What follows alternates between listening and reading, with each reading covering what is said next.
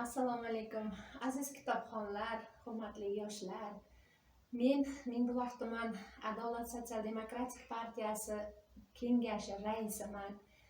Mingbuloq tuman kengashi deputatiman. Ranixon Umarova bo'laman.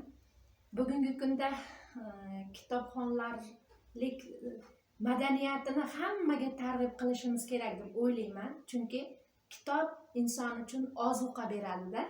Ma'naviyatni, ruhiyatni ko'taradi, yaxshilaydi. Men bo'sh vaqtlarimda har doim kitob bilan o'rtoqlashaman-da. Mana yonimda bir qancha kitoblarim turibdi. Bugun hozirgi kunlarda, shu kunlarda o'qiyotgan kitobim Tohir Malikning Hayot qayg'i deb nomlangan kitob asari bo'ladi. Juda qiziqarli asar ekan. Maza qilib o'qiyapman. Insonni ruhiyatini tozalaydigan bu kitob deb o'ylayman. Hamisha o'rtoq, do'st sizga kitob ham ma'naviy, ham ruhiyatingizni yaxshi beradigan ozuqa beradi-da. Shunaqa narsa. Kitob men shunaqa, men o'rtoq qidirmayman-da, to'g'risi, ko'chadan do'st qidirmayman. Har doim mana shu xonaga kiraman, diqqat bo'lgan kunim ham, xursand bo'lgan kunim ham kitobdan qidiraman. O'zimni kitobdan topaman-da.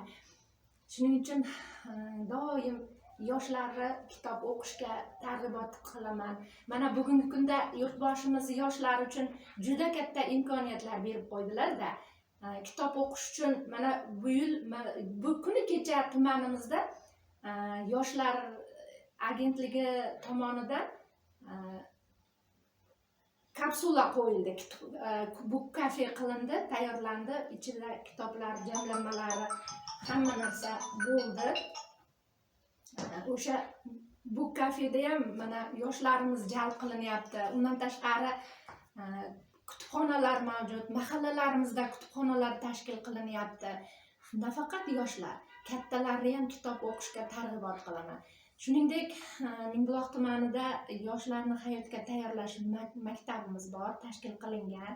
O'sha yurtboshimiz qarorlari asosida, 257 sonli qaror asosida o'sha oila va xotin-qizlar tuman bo'limi hamkorligida maskan, oila va xotin-qizlar maskani tashkil qilingan. U yerda o'sha 5 yil turmush qurgan yoshlar bilan alohida darslar bo'lyapti. Undan tashqari yangi hayotga qadam qo'yayotgan nikohlanuvchi shaxslar bilan darslarimiz davom etyapti. Men har doim darsni oxirida, yakunida yoshlarga bitta kitobni albatta targ'ibot qilaman-da. Har safar borganda bitta kitobni olib boraman-da, mana shu kitobni o'qinglar. Sizlarga bu ozuqa beradi.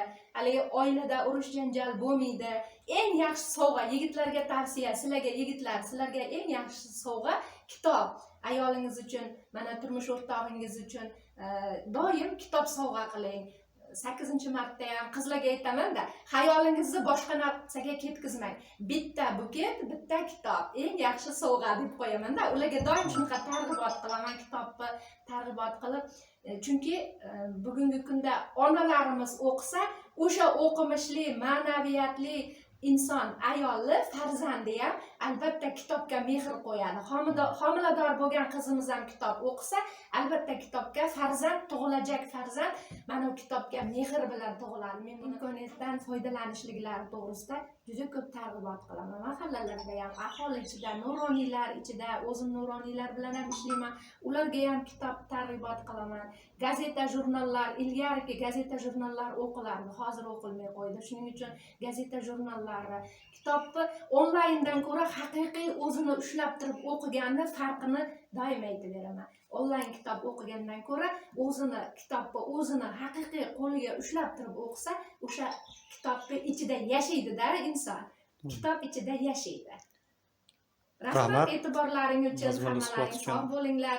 Hammani kitobni o'qishga targ'ibot qilaman, ma'naviy ozuqa olishga chaqirib qolaman.